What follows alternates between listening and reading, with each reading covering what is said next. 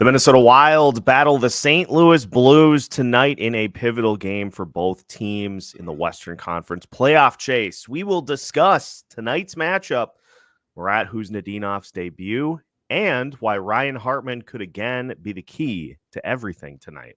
That's coming up on today's episode of Locked On Wild. Hit that intro music. You're Locked On Wild, your daily podcast on the Minnesota Wild. Part of the Locked On Podcast Network, your team every day.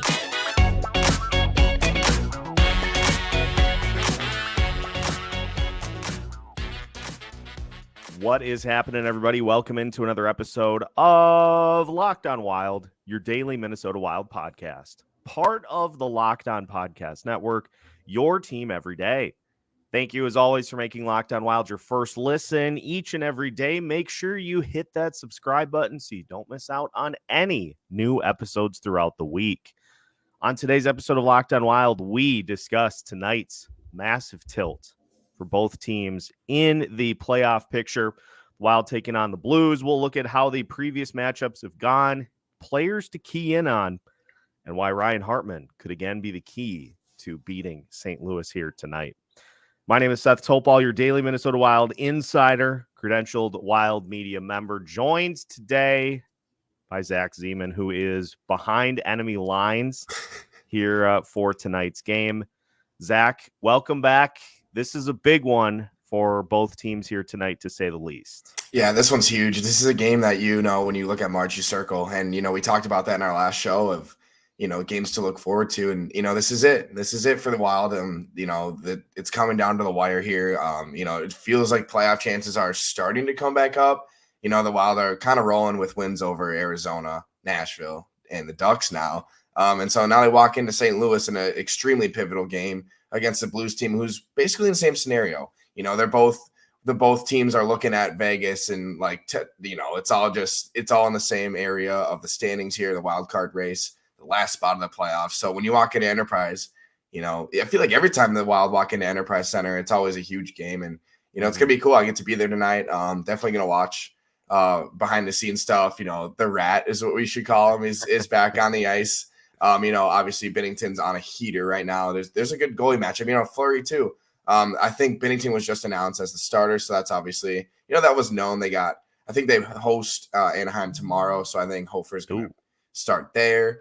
So there's a lot of stuff for the Blues Wild. It's always a huge game. I'm always happy that I get to go to these, like you said, behind enemy lines, but also, it's always a blast, and it's a fun rivalry, and I'm just happy to get to be there. Yeah, absolutely. Now, as somebody who is in enemy territory, what is the vibe on this Blues team? They've been up, they've been down. It seemed like they were potentially going to kind of try to rebuild on the fly by entertaining offers for Pavel Buchnevich. Mm-hmm. What is just the vibe? I know a bunch of your friends are Blues fans, maybe more casual hockey listeners. What's the vibe on this team as this season unfolds? Yeah, they're just stickling in there. They're not in the weird group of teams that are just basically giving up, but they're also not like a front runner. They're kind of just right where the Wild are. And I feel like historically, at least the last 5 years, the Wild and Blues have always been in the same standing. And these games are just huge. The Blues they're just like a pest. If you're a Wild fan, they're a pest. And this is a team that, can give it to you, can give you crap, and have eliminated you from the playoffs twice. There's a lot of history between these teams. The Blues, obviously, when they host the Wild, it's always a huge game. The crowd is rowdy. You can't even tell me that, I would be shocked in a city like St. Louis, where they love the Cardinals a lot, that these arenas are selling out when the Blues are basically in the same spot as the Wild. This team, then the fans want wins, and that's just what it's all about. And so when the Wild come in, it's always just a huge game. It just is. Two Central Division teams who are battling for a playoff spot is always going to be a great game. But, it always just means more when the Wild come into town, and the Blues are just there. They've been on a heater. There's no denying that. And I think Binnington is, very slept on this year. He's been having amazing numbers. Yeah. A lot of people don't really see him as a Vezina guy, but he's obviously not a Vezina guy, but he's putting up solid numbers, steady numbers. And, it's clear they got a 1-2 goalie going, and it's been a good year for them. Obviously, there's not like a huge expectations. They were shopping Buchnevich, and then I think they just chose that it wasn't like the right time. Yeah. It would have been interesting to see them sell. I don't know. Like I said, I really don't know the future of this team. Obviously Jake Neighbors is like the guy. Like he's gonna terrorize the Wild forever. But this team has something going. They're just weird. They're there.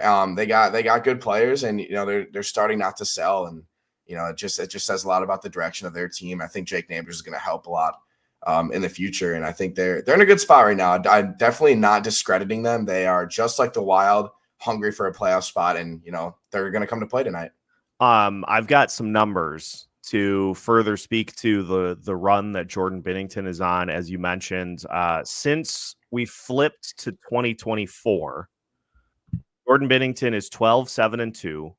He's got a 2.35 goals against average and a 928 save percentage. And if you break that down game by game, look at what he's done in the month of March. He's 3-2. Yeah, that win-loss record is not it's not great, but 1.98 goals against average and a 943 save percentage. And you pull that back to February, 914 save percentage. He had a 930 save percentage in January. And so he's really starting to come into his own after a rough December in which he had a 3.69 goals against average and an 881 save percentage, including giving up 5 goals against Tampa Bay in just over one period. So he's really started to lock it in. But as you talked about, so has Moff.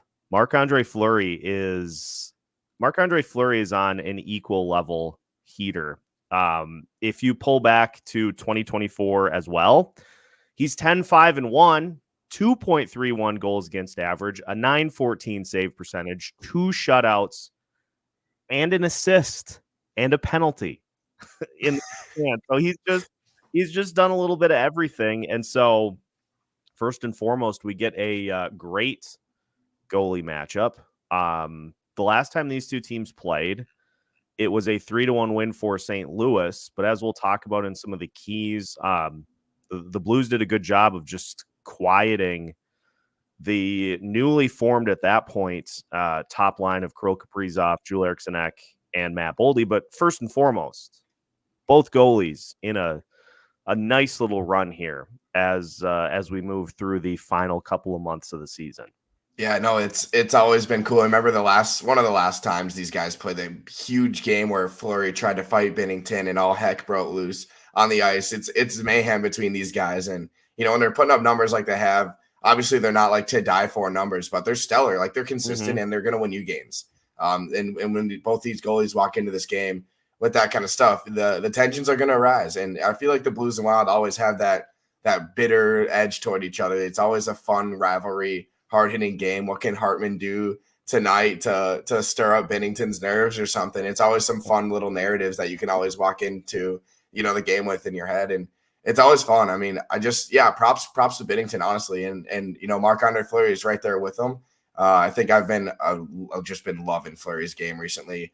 I like consistent starts, and I think that when Fleury's in a role and he's in his mojo, I think he's pretty hard to stop. Shutting down the Ducks like that is just awesome. It says a lot about the team too, in front of them. And I just think, Fleury's right there with them. And, when both these goalies collide tonight, there's going to be fireworks. It's been an interesting dynamic because Fleury he's made good saves over the last handful of games, but I think the defense has done a stellar job of limiting chances that get through. I mean, 16 shots in the game against the Ducks. And I know on the outward level, a 2-0 score against Anaheim doesn't really do a ton for you, but like the fact that they had, I think, 9 shots through the first period and a half speaks to just the level defensively that the Wild are able to limit chances against that Ducks team. So sorry, even against Arizona too, like this team's clicking on all cylinders. You're suppressing teams that need to be suppressed. And when you can walk away with a 2-0 win and a confident win, that's all you can ask for. A win's a win. Yeah, absolutely. I've got some numbers for the Blues offensively that I'll compare against what the Wild have done here recently, because I was actually interested in just bringing this up right now at where some of these guys are at. So we'll talk about the stats between the two teams. I want to talk about Marat Khusnutdinov, though. When we come back, we'll talk about his debut and why fans should be encouraged by what we saw from Khusnutdinov in his first career NHL game and what he can do to build on top of that as he continues. We'll talk about that as we continue today's episode of Locked on Wild after this. Today's episode of Locked on Wild is brought to you by Robinhood. Did you know that even if you have a 401k for retirement, you can still have an IRA? Robinhood has the only IRA that gives you a 3% boost on every dollar you contribute when you subscribe to Robinhood Gold. But get this, now through April 30th, Robinhood is even boosting every single dollar you transfer in from other retirement accounts with a 3% match. That's right, no cap on the 3% match. Robinhood Gold gets you the most for your retirement thanks to their IRA with a 3% match. This offer is good through April 30th. Get started at Robinhood.com/boost. Subscription fees apply. And now for some legal info. Claim as of Q1 2024, validated by Radius Global Market Research. Investing involves risk, including loss. Limitations apply to IRAs and 401ks. 3% match requires Robinhood Gold for 1 year from the date of first 3% match. Must keep Robinhood IRA for 5 years. The 3% matching on transfers is subject to specific terms and conditions. Robinhood IRA available to U.S. customers in good standing. Robinhood Financial LLC member SIPC is a registered broker-dealer. Welcome back to today's episode of Locked on Wild. Once again, we thank you for making Locked on Wild your first listen each and every day. And make sure to join us for tonight's watch party as we will be taking in tonight's game against the St. Louis Blues. You can hop in on the Locked on Wild YouTube channel. We'll take your questions. We'll react to what's going on in real time. And then, of course, we'll have you covered with a postcast as well. We got a full night of Locked on Wild activity for you here this evening, so make sure to check that out. We'll get started right around 7 p.m. here tonight, right around puck drop. So just keep an eye out for Locked on Wild going live on YouTube this evening. Zach Zeman joining us here today as we preview tonight's matchup. Zach, before we go a little further into the numbers here tonight, let's talk about Marat Khusnutdinov. He made his debut against the Ducks. He had 4 block shots, played just under 12 minutes, 6 of 9 in the faceoff circle as well. What did you think of the debut for Huzi? I think is one of his nicknames. That's a good one. Yeah. Is that like a locker room one? I might have missed it. I think if I remember correctly, he had mentioned that for those that don't want to attempt to pronounce his last name, although as I get the reps in, it just rolls like Khusnutdinov. It just rolls off the tongue. But he said Huzi is one of them. I would probably go with Marat. Oh, if it were me, but we'll have to workshop that. What did you think of the debut for the highly touted Minnesota Wild prospects? Yeah, I mean, this 21-year-old played an entire KHL season, flew over to America and played 12 minutes in an NHL level rink. And, it just says a lot about, 6 of 9 from the faceoff dot is what this team has been looking for and what I feel like my entire lifetime about a center who can actually come over and make a difference in the first game. And I think that's all you can ask for. Obviously, it's not like I'm looking for goals and assists and star power right away. I mean, you can't really expect that out of a 21-year-old from Russia, like right away in the NHL, except for maybe Kirill. No, I'm kidding. Well, anyway, he's just I loved his play. I thought it was just very fast and fluid and comfortable. I think it's interesting putting him between, Foligno and Gaudreau. I think is what it was. And, there's not a lot you can do with Moose on your line. Like, if I'm being honest, it's hard to to generate stuff on a bottom 6 row with teammates you've never played with in have probably practiced with probably twice before that game. So, like I said, there's not a lot like you can expect out of it. But he looked good, and that's all you can ask for as a Wild fan. I mean, when you bring someone over in a playoff push and they look solid and they can help your bottom six out, it's a great recipe for success. The things that I liked about Khusnutdinov in his debut is that, oftentimes, and this translates to any work of life. You're starting a new job, you're whatever. He didn't need to be told what to do per se. Like he puck battle along the boards. He just stepped up and he went and he did it. Blocking a shot. He just stepped up and did it. Like there was no sort of tentativeness to his game for the most part. And yeah, there's going to be, one or two things here or there that happen throughout the course of the game because that's live game flow. And you may go one way and somebody decides to go the other way. But he just didn't have any like unassuredness to his game, like looking around, trying to get a sense from one of his teammates as to where he's supposed to be. Like he just went and he made plays and he impacted the game in whatever way he could find as the game wore on. I mean, led the team in blocked shots for forwards. Like that doesn't happen by accident. Like he blocked one and he said, okay, this is a way that I can make an impact as this game goes along. And the thing that I loved most is after the game, like with the media session, he was talking about how he got a raucous cheer from the crowd for winning his first two faceoffs. And it kind of confused him, but in a good way. It confused him that he was getting praise for doing something that to him was just so minimal. He was like, 2 faceoff wins. Ooh, good job. Like I love that he has that competitiveness to him, that he doesn't want his ceiling to be winning faceoffs. Like he wants to contribute offensively. He wants to contribute defensively. He strikes me as very impressive with his competitiveness, with his personality.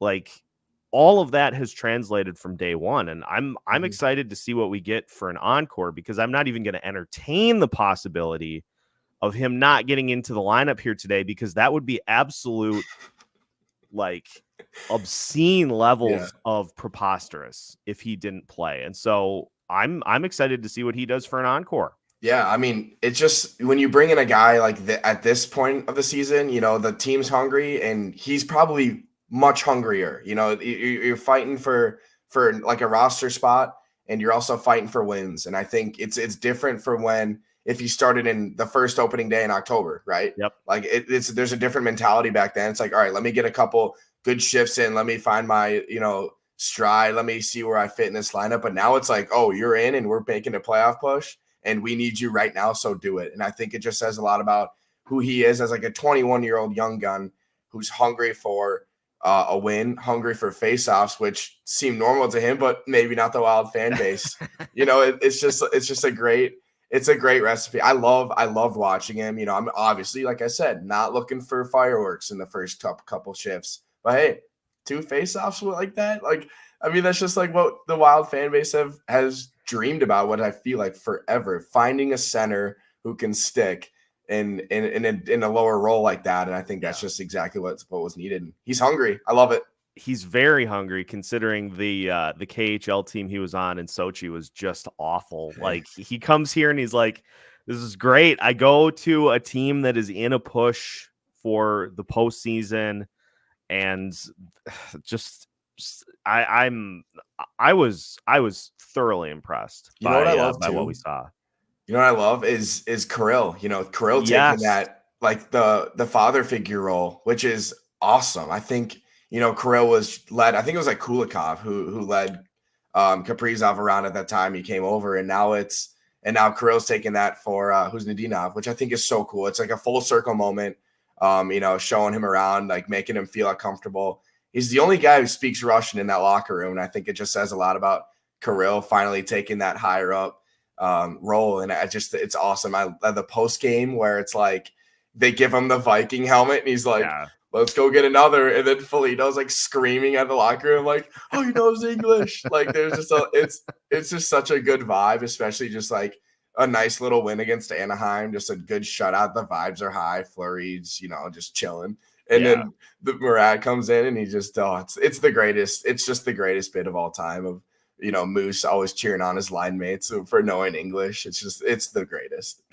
It was, and it's such a departure from, and this is not a knock on any of the rookies that you see, because rookies by and large, they come in, they don't want to make waves. They try, to just fit in. And I get it. Like, as a rookie player, you're trying to just be one of the pieces. And to see somebody that comes here with that confidence level, he's got just an underappreciated sense of humor. He's far faster than I thought he would be. And it's funny because I put that on Twitter, and people were like, I don't know how you can be surprised by how fast he is, considering that was his thing coming out of the draft. And I'm like, no, I know, but he just is faster than I thought he was. And it's fun to have. And I know it's one game, but it's fun to have a prospect that comes in and you're like, at a small, like at a starter's level, just very, very good, but there's still so much more that he can contribute to, which is exciting. Yeah, that's just a great point. Like I say, you just need a bottom 6 staple, and I think that's just what you have here, because I don't think they're going to elevate him. Like he's down there for like what I would say for good till the rest of the season. Hopefully, I don't know. I think he's in there. Yeah, I mean, hey, you're not going to expect him like the first line numbers with Kirill, and we got to see Kirill and him on the ice too. That's like, it's kind of just fun stuff, and it's always good. It's like a breath of fresh air. I feel like it is when you bring someone over like that, and like you said, you're not asking for a lot, but when they do enough to please you as a bottom 6, winning 6 faceoffs, that's all you can ask for. It's a good start. We'll talk about how he can impact the game tonight. We'll take a look at some numbers for the Blues, because I was a little surprised, Zach, over since the calendar flipped to 2024. There's a sizable disparity in numbers for the top level guys for the Blues and top level for the Wild. So we'll talk about that to finish today's episode of Locked on Wilds after this. Today's episode of Locked on Wild is brought to you by Ibotta. Grocery bills are crazy expensive these days, but now they don't have to be. Start getting cash back on your grocery shopping with the free Ibotta app and get cash back every time you shop. The average Ibotta user earns $256 per year. That could cover the cost of an entire shopping trip. So you can buy that flight you've been eyeing, that game you're dying to go to, or the fancy dinner you've been craving. Join the over 50 million users and earn cash back every time you shop from over 2,700 brands and retailers, including Lowe's, Macy's, Sephora, Best Buy, and more. Right now, Ibotta is offering our listeners $5 just for trying Ibotta by using the code LOCKEDONNHL when you register. Just go to the App Store or Google Play Store and download the free Ibotta app to start earning cash back and use code LOCKEDONNHL. That's IBOTTA in the Google Play or App Store and use code LOCKEDONNHL. One final segment of today's episode of Locked on Wild. Once again, we are your team every day, and we welcome you into tonight's watch party. 7 p.m. We'll be watching the game tonight between the Wild and the Blues. And again, just as a reminder for those that have not weren't able to get to our Sweden streams due to NHL rules. We won't be showing the game on here per se. We'll do the little scorebug thing like we did before, but we'll be watching it together. So just throw it on your TV. Hop on your laptop and come enjoy as we watch the Wilds take on the St. Louis Blues, a team who is basically in, like, these two teams, Zach, over the last 30 games could not be more identical. 17-12-3 for the Minnesota Wild, 16-12-2 for the St. Louis Blues over the same span. So the Wild have been 3 points better. Now, offensively, St. Louis is averaging in that span 2.67 goals per game. The Wild are at 3.13, 2.77 goals allowed for the Blues, and the Wild are at 3.22. Power play and penalty kill, literally nearly identical. 22.9% on the power play for the Blues, 25% for the Wild. 78.2% on the penalty kill for the Blues, 77% for the Wild. And if I flip that a little bit, if I flip that one layer further in and go to the All-Star break, this is where the separation has occurred. Since the All-Star break, the Wild are tied for second in the NHL in points at 26. They're 12-4-2 in that span. Got to scroll down a little bit. The St. Louis Blues are 20th. They are 8-8-1 since the All-Star break. 2.65 goals per game for the St. Louis Blues in that span. 3.39 for the Minnesota Wilds. Blues are giving up 2.82. The Wild 2.78. Power play 21.1 for the Blues, 24.2 for the Wilds, 77.6% on the kill for the Wild, and 80.4% for the Blues. So the numbers, by and large, since 2024 started, are nearly identical, but the Wild have really started to turn up the heat after the All-Star break, which is exactly what you need. So I'm just looking at, just the Blues roster and points, and I'm looking at Robert Thomas, and that is the number one player on this team. You always have to circle him. He is a game changer. I mean, I've been watching a lot of Blues games this year with, my friends and roommates, and he's him. Like he's just their guy, and everyone revolves around him. And he has 70 points this year, and that's their number one guy. But what's interesting to me is Pavel Buchnevich, who they were shopping for kind of at the deadline, is the next higher up on points. He's second for the Blues in points with 49. So 70 points for Robert Thomas, and Buchnevich has 49. It's kind of a drop off in my opinion. I don't know. I feel like there's just a weird pedestal there, much higher, like a player you can definitely revolve around more in Robert Thomas. And I don't know. I think, obviously they got Jordan Kyrou, young guy, and Jake Neighbors too, man. Like there are some young guys on this team who can make a difference as well. And, it's kind of just like the Wild. Like it's all similar numbers there. I think the Wild were averaging like half a goal more per game, I think is what it was. Yeah. And now it's just here. It just comes down to this, you're playing a team that's just like you. That's in the exact same spot. We've talked about that and similar numbers all around. And this is a game that you just got to take advantage of. Take advantage of, that point depth. The lack of point depth for the St. Louis Blues and the bottom six, man. Like we're just talking about this, like just look for the bottom six today. And I think that's just a huge, grudge match of, the Wild's bottom six hasn't really been that, that anything this year. And we all know that there's just bits all around that.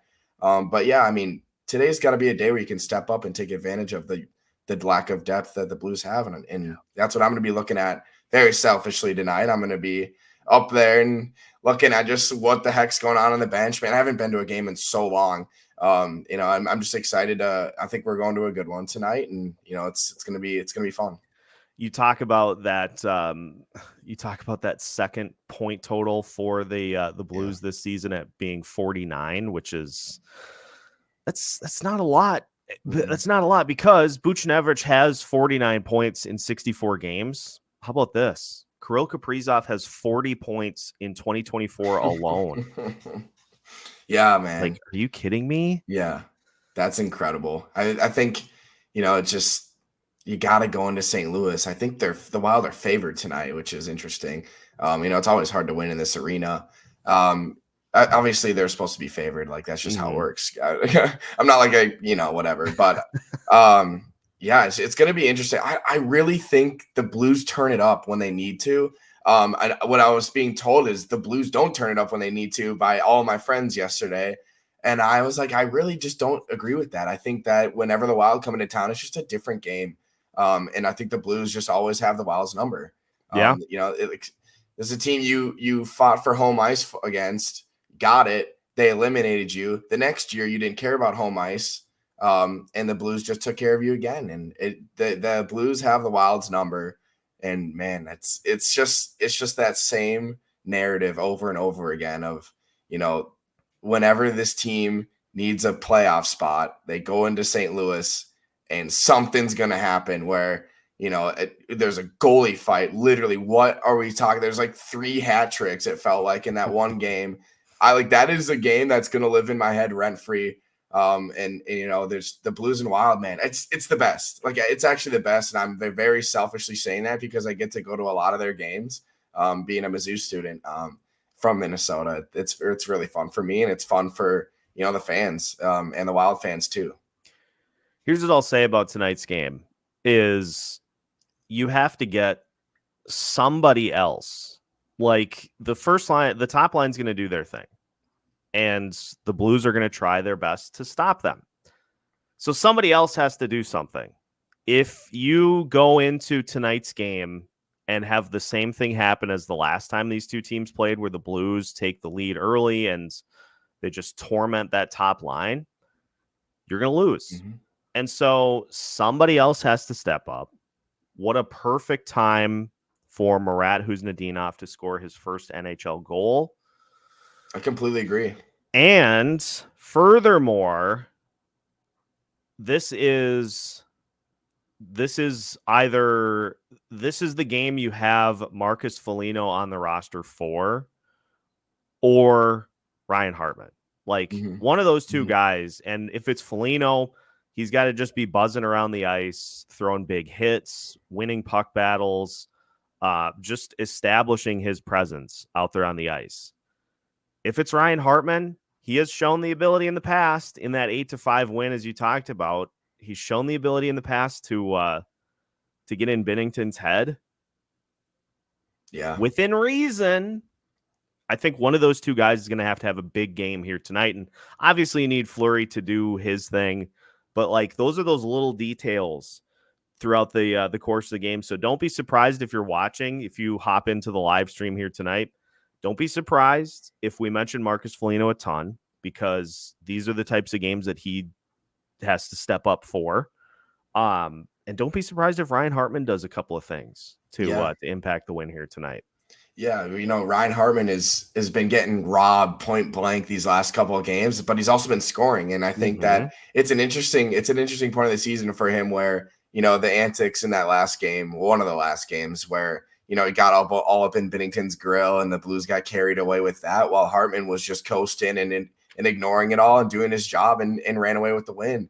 That's just who he is. I think Hartman's just a grinder on this team. And like you just said, you got to rely on players who aren't necessarily on the top lines to help you out in this game and take advantage of this Blues team's, lack of depth. I honestly think that, you can do it. Obviously, silence Jake Neighbors because he's going to terrorize the Wild forever. I feel like it's just reality, every team in the Central Division has one guy who got away from them, and that's just what it is. So much.